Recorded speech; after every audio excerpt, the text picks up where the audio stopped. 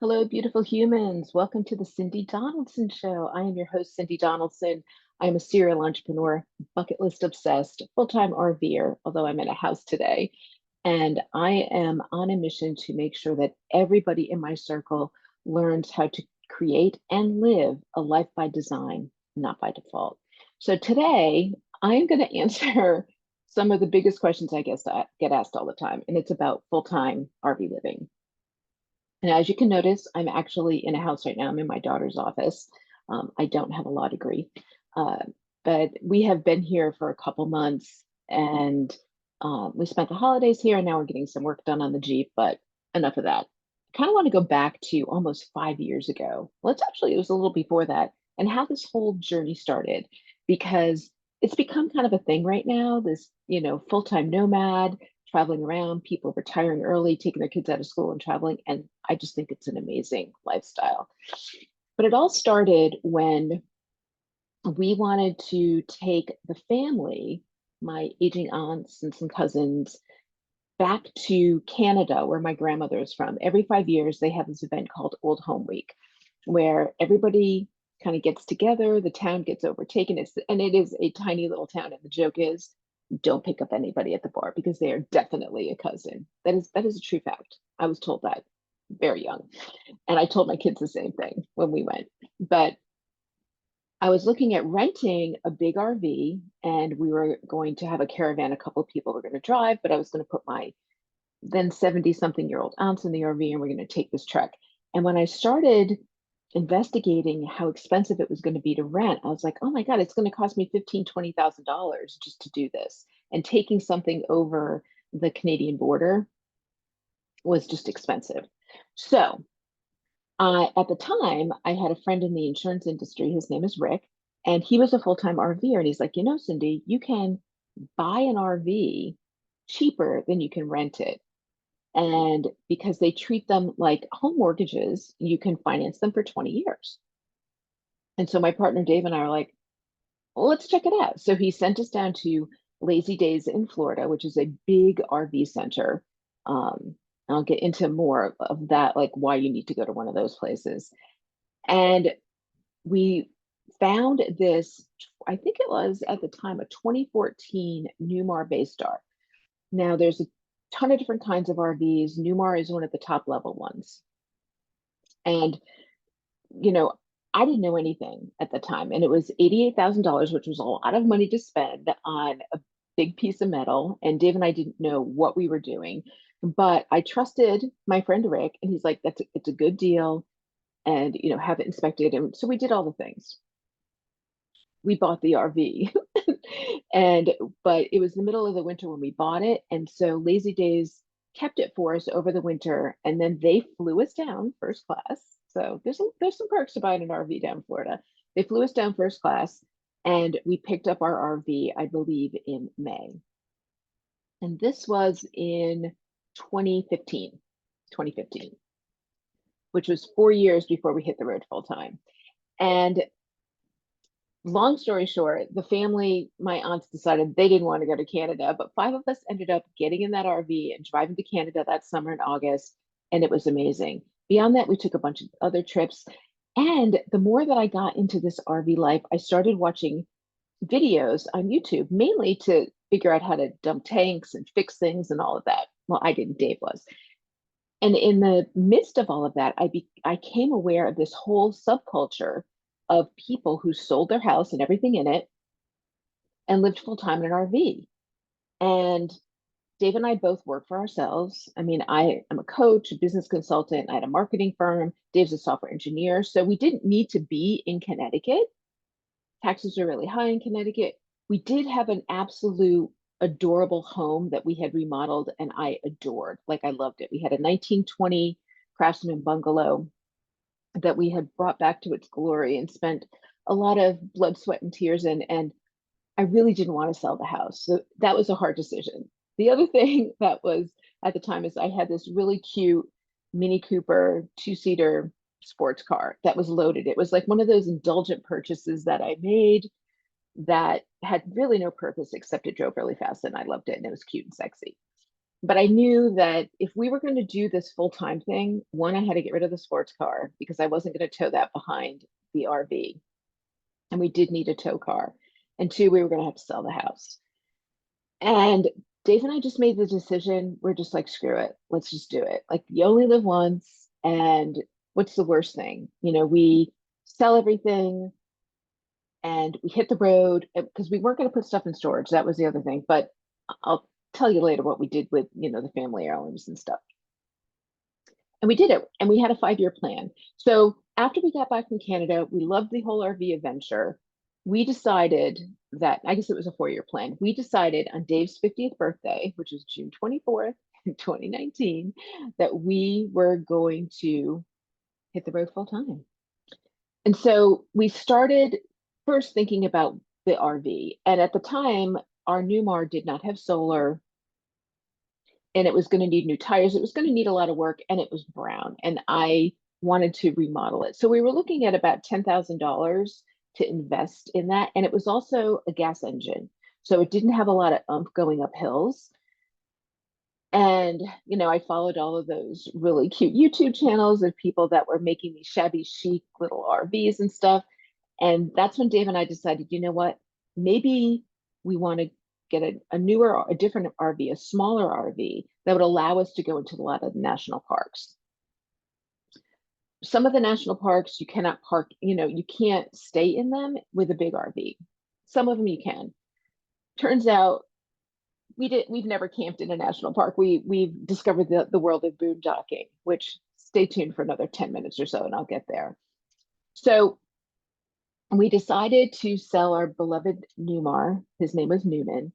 And we were really interested in getting a leisure travel van, which was this really kind of bougie travel van. Everybody loves them, had everything we needed, and it was short. It was only 25 feet long. I did a ton of research. Like, literally, we were willing to pull the trigger and buy one. Until we found out that they were made in Canada and a lot of people were having issues getting them serviced in the States. And we followed this one girl who sold her leisure travel van and bought a Tiffin Wayfarer that was built in Alabama. The factory was in Alabama. So it was, it was built on a Mercedes chassis. It was a diesel. It still had everything that we needed, but we knew that the service was going to be great. And like Newmar, Tiffin is one of the top brands. So then we became obsessed with finding a Tiffin Wayfarer. Now, when we started looking at them, it was 2018. They had just started making them. So there wasn't a lot of inventory and there were no used ones. So we went back to Lazy Days in Florida and found out that, we paid about $88,000 for our Newmar and we financed it. We'd only been paying on it, I think, for about 4 or 5 years. This was like the beginning of 2019 when we decided that we were going to have to buy a brand new Tiffin Wayfarer because there was no used inventory. So again, we went back to Lazy Days. They decided they were going to give us about $68,000 for the Newmar. We were going to have to roll some money over, and the exact one that we wanted, the exact Wayfarer that we wanted, they actually had on the lot. Otherwise, we were going to look at 4 to 6 months to have them build it. So the universe was just saying, buy it. We bought that RV sight unseen because there was only one on the lot. We had already made the commitment to sell our house. We'd already had 3 or 4 big yard sales. We were purging everything. We were moving our companies to Florida. It was a whole thing. So, like, if we don't get this RV, then we're going to be driving to the big one. And we tried to sell the big one up in Connecticut, and it just didn't work. So we had to do the trade-in.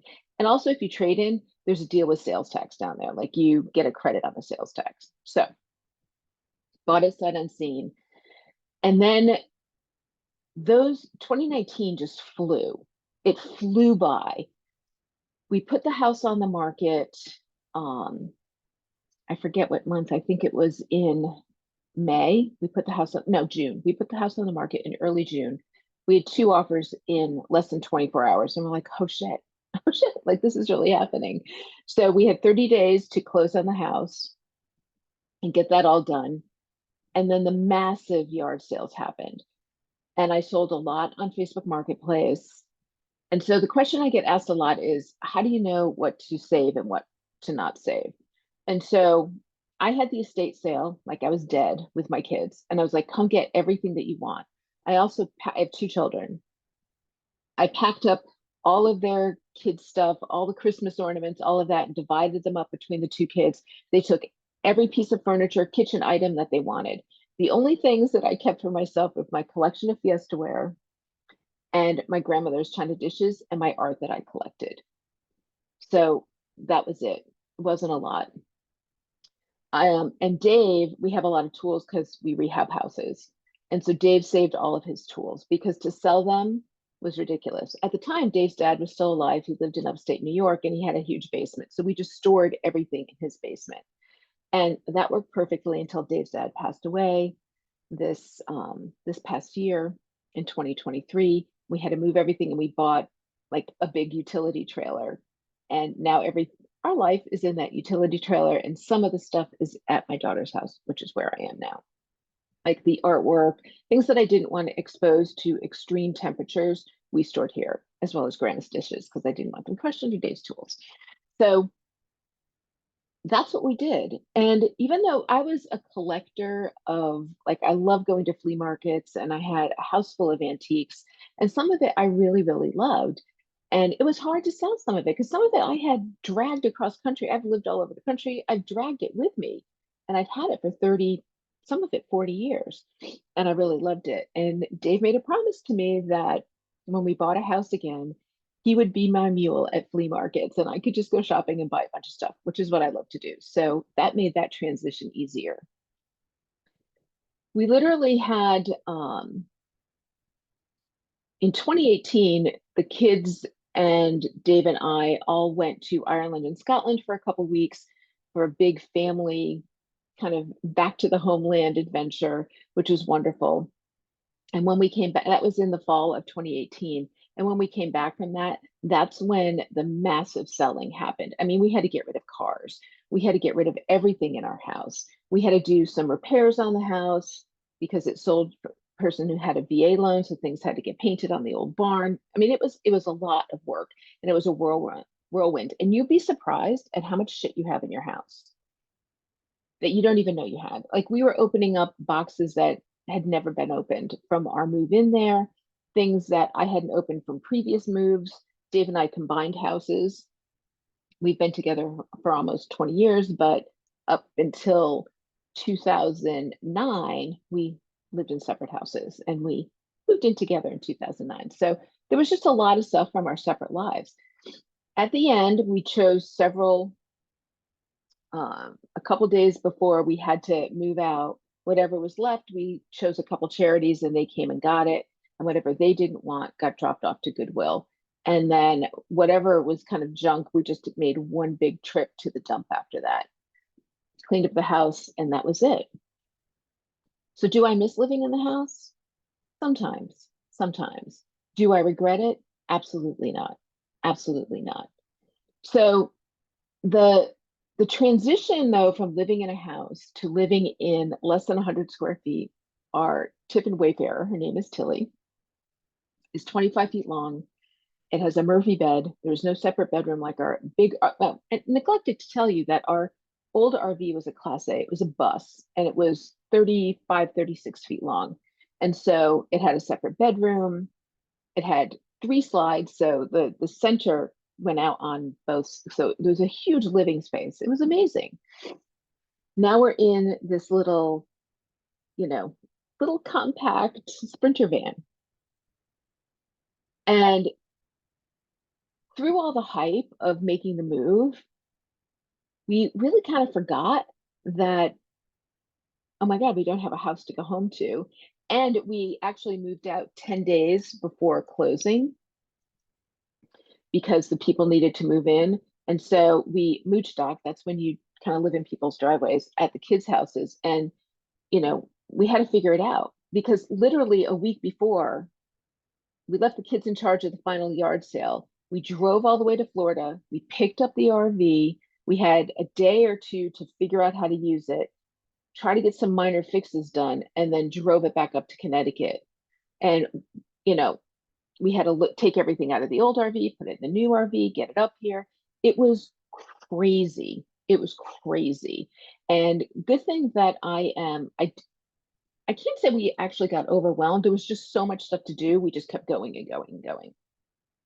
But that first day, we actually, had to hook up the Jeep and we drove, and that's when the realization hit us, like, oh my God, like what the hell did we just do? We sold our house, and we're in this tiny house that we don't really know how to use it. Um, and then that's how the adventure started. I think our first trip, we went up to the Cape for a while, and on the edges of a hurricane. We didn't even know how to hook up fresh water or anything. Like it was a comedy of errors.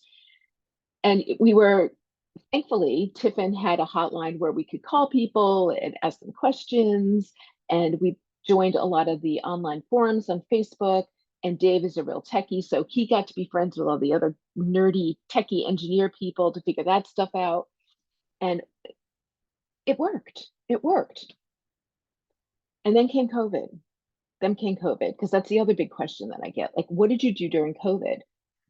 We were traveling down south, and right before the world shut down, we were in Corpus Christi, Texas, and we were living on Padre Island actually, and we were camping right next to these people. We were right on the beach. It was gorgeous, and they were telling us about all of this amazing stuff to do in Texas because we had never really been there except to visit some relatives outside of San Antonio. And they said you have to go down, near the Big Bend, and there's this town called Del Rio, which is right on the Mexican border. You can see the Rio Grande. It's really beautiful. There's not much in the town, but you can have easy access to Mexico, and it's right next to, national forest land and parks and stuff. So like, okay. So we left Padre Island. We get down to Del Rio. We stay at this, I forget the name of it, broke something, campground. And we were there for a couple days, and all of a sudden they made the announcement that, you can't use the gym anymore, and the world came to a halt. Now our plan was to stay there for 2 days, and then we were going to do the whole western route that very first year, going up to New Mexico and Arizona, Wyoming, Montana, and just kind of living out west because Dave had never been there and I had never been. Wyoming, Montana, Idaho, that whole area. Every national park closed, all the private campgrounds closed. Like we either packed up and went back to Connecticut to see family where COVID was just raging and people were dying left and right. It was horrible. Or we stay in Texas where nothing was happening at the time. There was no COVID where we were. And by the grace of God, actually, the owner of the campground said, yeah, you can stay here. We'll move you to our monthly area. It was $300 a month plus electricity. And for you guys that are in the ARP, that is dirt cheap. It got hot pretty quickly there, though, in Texas. And by the time May came around, you were reaching 110 degrees outside. And even though we put Reflectix in all the cabinets and we tried to cool it down, RVs will only cool down about 20 degrees below what it is outside. And it just became miserable. So we're like, it's time to get out of the Southwest. We stayed there for over 3 months. And by then things were sort of opening up. I don't think vaccines were out yet because we weren't vaccinated yet. But we went to the Smoky Mountains where there wasn't, kind of made our way back up. There wasn't a lot happening up there in the Smoky Mountains. So we found a place to stay for a month in a private campground. It wasn't really crowded, but we were able to do some hiking in the Smoky Mountains, but the national park, the offices and the ranger stations and the campgrounds were all closed to the public. Once COVID cootie started getting there, we just kind of wandered up. And that's kind of been our journey. Like we've literally just traveled around the country. We took some time off to actually buy and remodel this house for my daughter and her husband, which took about 5 months. So we were up here one winter. We camped one winter in our RV. That was an interesting project. And we got to spend my 60th birthday in Montana and Wyoming. And next summer coming up, we are going to be going to Alaska. That's the plan. So we've learned a lot in 5 years. The other question that I get asked a lot is how much does it cost? And it's not as cheap as you may think, although at least for us, but we also financed our RV. So that payment's like $1,000 a month. Gas, diesel, there were times we were paying almost $7 a gallon for diesel. Now it's a little bit cheaper. So the more you travel, the more expensive it is.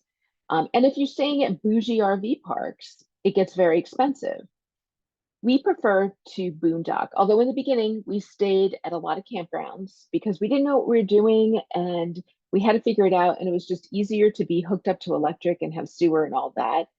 And we tried to stay at places for about a month, which is really cool because we got to actually integrate into the community and learn things about it, and or it almost becomes your second home.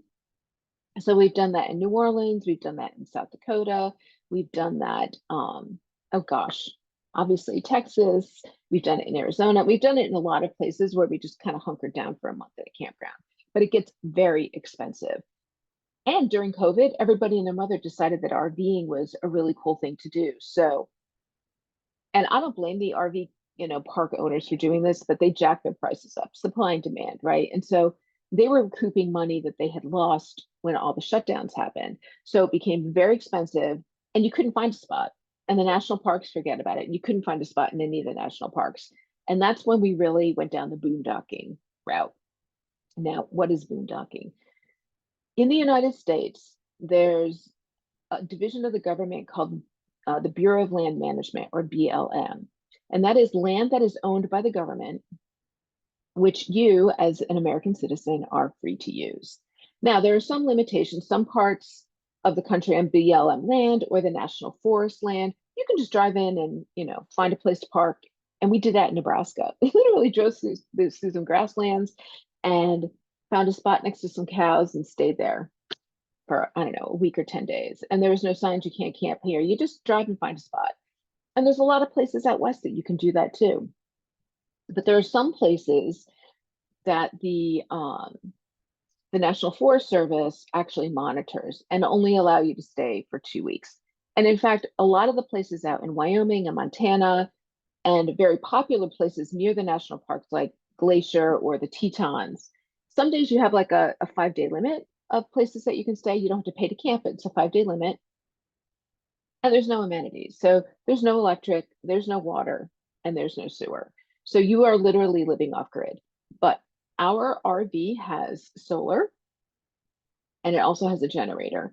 And we can live about 7 to 8 days off grid.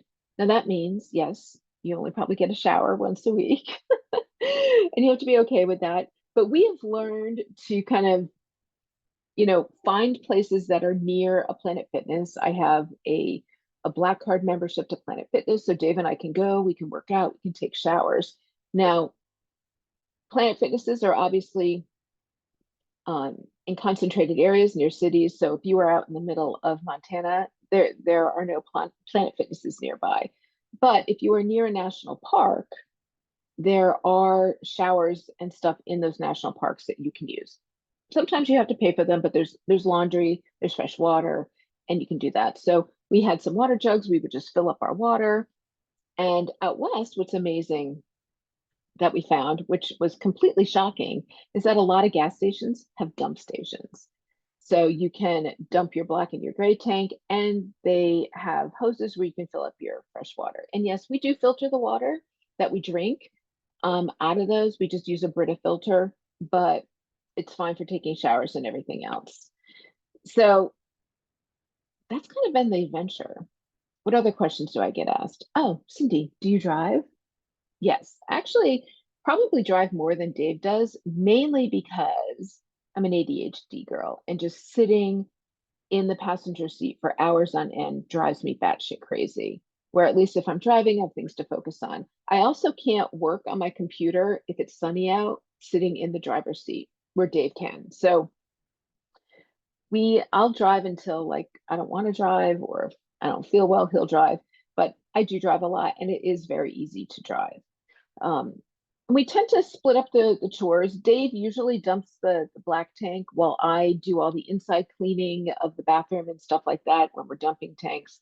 Do I know how to do it? Yeah, of course I know how to do it, but it just kind of happened that way. I usually do all the cooking. Dave doesn't. So we have our routine. Like when we're setting up, there's things that I do that it just kind of naturally happened that way, and we kind of stick to it. And here's probably the biggest question that I get, like, how do the two of you live in less than 100 square feet and not kill yourself without any private space? The answer is, I don't know. We get along great. We have the same long-term goals. We love to travel. It's not that we don't get on each other's nerves. We do. Dave is an incredibly neat person. Um, I can't say I'm a slob, but I'm not the neatest, most organized person where Dave is. Like Dave's closet is one of those that are color coordinated. My closet's like, okay, I have stuff hung up. As good as it's gonna get. But as far as private space, like when you are living in an RV, the outside is your extended home. So if I need some private space, I just go outside. Even if it's raining, I'll go for a walk in the rain, or I'll, hop in the Jeep and go for a drive. So there's always time for private space. And, it just works for us. Some people, you know, get out there in full-time RV and then they're like, oh my God, like this is the most horrible thing. And I saw a lot of people doing that during COVID, like really not doing the homework, not going out and actually testing, living in an RV for an extended period of time before they sold everything. So that's my biggest advice. If you are considering doing what I do, there's a few things that you absolutely should do first. One, go rent an RV. There's a company called Outdoorsy. It's like Airbnb for RVs. You rent an RV, one that you're thinking you should rent a big one, a small one, a van, everything in between, and do it for a couple weeks to see if you really like it and if you like living that close together. Because you may not, or you may really love it, but you're not going to know what you like until you try it. Two, if you are retired and you want to stay in the bougie RV spots, like there's some that are $150, $200 a night. Um, that's good for you. That's not our jam, but be prepared to spend money. The other thing is, if you don't want to cook in your RV, be prepared to spend money because you're going to be going out to eat 3 meals a day, right? You have to really think about all these things, when you're thinking of the budget. Are you going to pay for your RV outright, or do you need to finance it? Again, you can finance these puppies for 20 years for the most part. And, interest rates are a little bit, they're like a car payment. The other thing, do you buy new or used? For the most part, these things depreciate about 30% when you drive them off the lot. That being said, our RV that we bought for $125,000 before COVID, I could now sell for more than what we paid for it. So, but that doesn't happen usually. The rule of thumb is buy used, especially for your first one. And, try it out, see if you like it. Again, you can still finance used ones for 20 years, again, for the most part. What kind of RV do you want to buy? You can have a travel trailer, right? You can have a fifth wheel, which has the bunk that it's like a gooseneck bump, and you need a pretty big truck, like with dual wheels to tow it. Do you get a van? Not like ours, but a smaller, like, a van and have a van life. Do you get a Class C RV, which is what we have? We have the bunk over it. It's on a Mercedes Sprinter van. Or do you want an A, which is like the bus?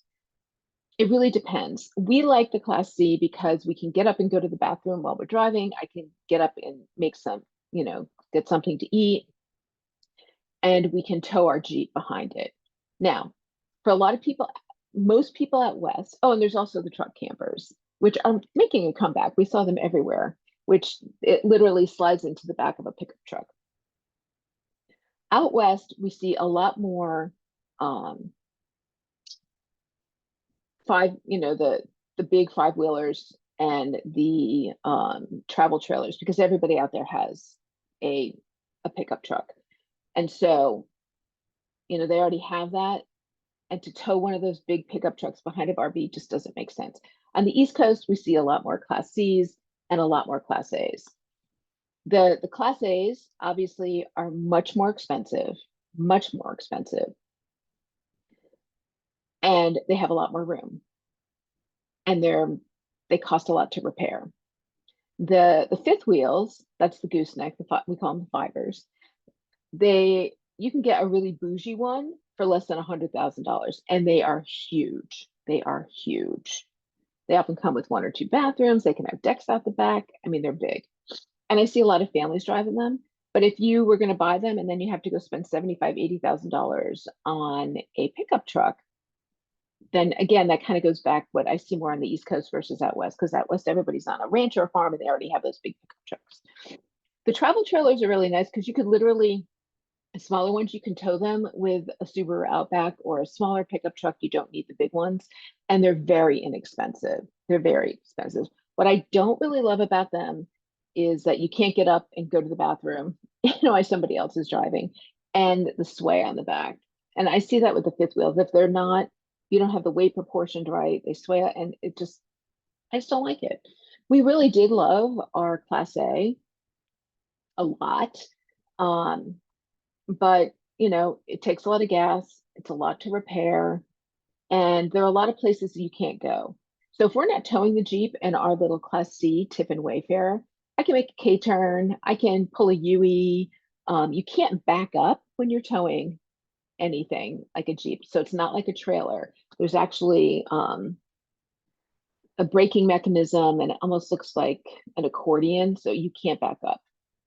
So if you get stuck where you can't flip around, you actually have to disconnect the truck or whatever you're towing and turn and reconnect it. But we like what we have because we can go in a lot of places. You still can't go. Ours is, I think, I always forget this, but I think it's about 11 feet high, where the bigger RVs are 13, 14 feet high. So there's some places we can go that the bigger ones can't. Anyway, that's RV life. I mean, Dave and I still both work. We have Starlink for internet, and we also use AT&T. The Starlink works amazing out west where there's no obstructions, but if you have trees, it doesn't. So, I mean, that kind of drives where we stay as well, because we both work. I need internet more than Dave does, so because I do this kind of stuff. But the Starlink has been a game changer for us, because we wouldn't have been able to live off grid all summer a year ago out in Wyoming and Montana without it, because there is no cell service for the most part in those areas. But AT&T has worked out pretty good. Some people, use Verizon. There are times that we use our hotspot. There are times that we'll go to a coffee shop to work. The thing is, you have to be incredibly flexible. We do not plan like crazy, with the exception of this trip that we're going to Alaska. I'm actually starting to look at, routes and where we can boondock, where we need to stop and get gas. So that's a whole different world up there. What we can bring over the border, what we can't. So, but usually we go and then we figure out where we're going to go next. In the beginning, we plotted a lot of things where, we're going to go here and here and here. And it was just exhausting because we were leaving spots that we loved to go to places to stay longer that we didn't love. So, and we don't book a month in a campground anymore. We just don't do it. We might book it for a few days just to have a long hot shower, get some laundry done, clean out the RV, and just kind of have a rest from boondocking. Because although boondocking is wonderful, you don't have any neighbors except nature. It is nice to just have electricity and a hot shower that you don't have to take in 2 seconds, that you can literally take a 30-minute shower. We have a continuous hot water heater in our RV, which is really nice. So if we are hooked up to water and we have sewer, we can just take a long, beautiful hot shower, and we have great water pressure. So that's kind of nice. What else do people ask me? Those are the big ones. Dave and I do enjoy it a lot.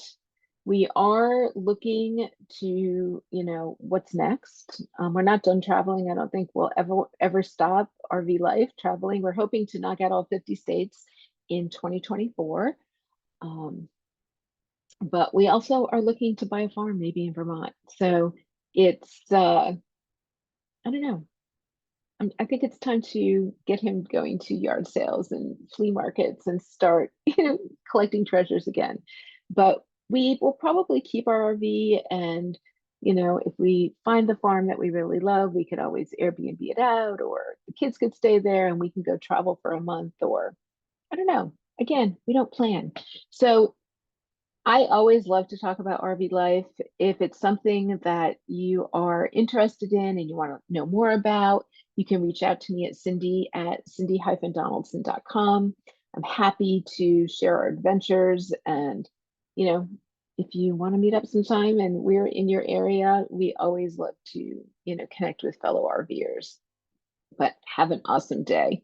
Take care. Bye.